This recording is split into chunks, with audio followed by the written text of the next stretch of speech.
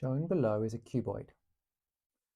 AB is equal to 2 centimeters. AE is equal to 6. And AD, this length along here, is equal to 5.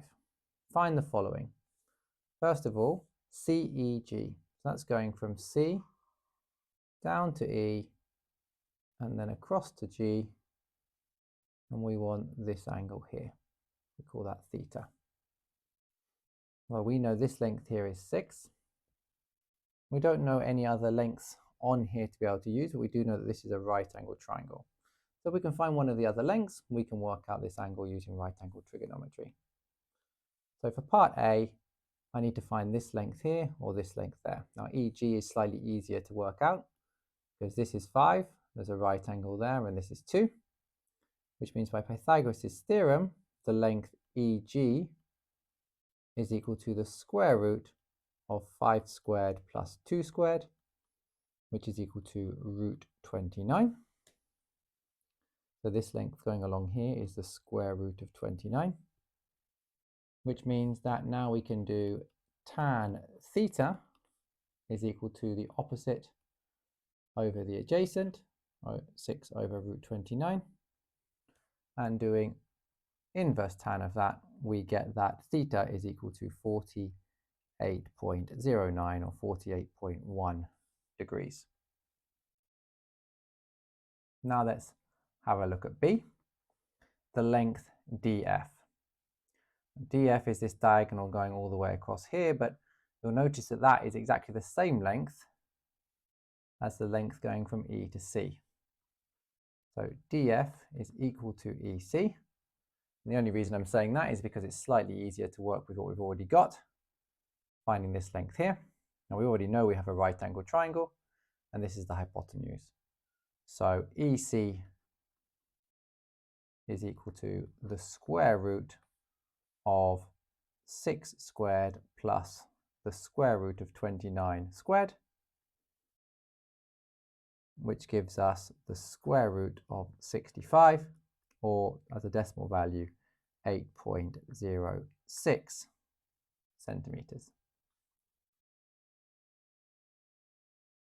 Finally, for part C, I'm going to erase this because we don't need those values for the next part. We're told that M is the midpoint of EH. So M is here. And as it's the midpoint, this length is 2.5 and this length is 2.5. We need to find angle BMC, coming down from B to M and then up from M to C. We want to find this angle here, which I've already used theta, so I'm going to call this one a different letter. I'm going to use phi to represent this one. So how am I going to find this? Well, this is not a right angle triangle. There are no right angles here. So I'm going to have to use the sine rule or the cosine rule. And actually, if I find all 3 lengths, then I can use the cosine rule. And these 2 lengths are actually the same because of the fact that this is the midpoint. BM and MC are going to be equal. So we just need to find one of them. So let's find BM, and then we'll know both these lengths. So to find the length BM, I'm going to use Pythagoras on this triangle here, this right angle triangle here, and I know this length here is 6, but I don't know this length here yet. But I'm going to find that length by doing Pythagoras on the bottom one, where this length is 2. So first of all, I'm going to find the length FM.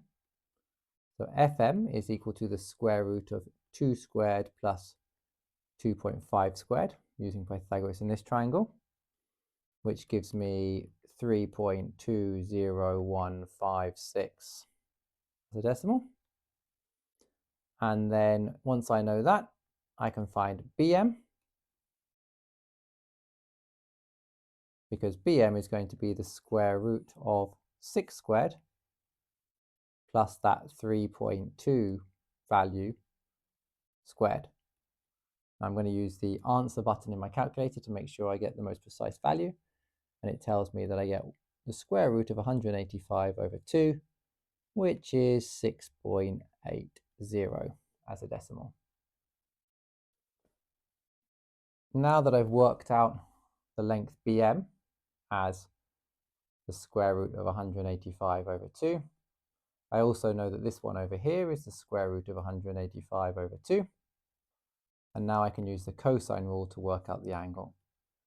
So cos of phi is equal to the square root of 185 over 2 squared plus the square root of 185 over 2 squared, take away the 5 squared, all over 2 times the square root of that 185 over 2 times by the square root of 185 over 2.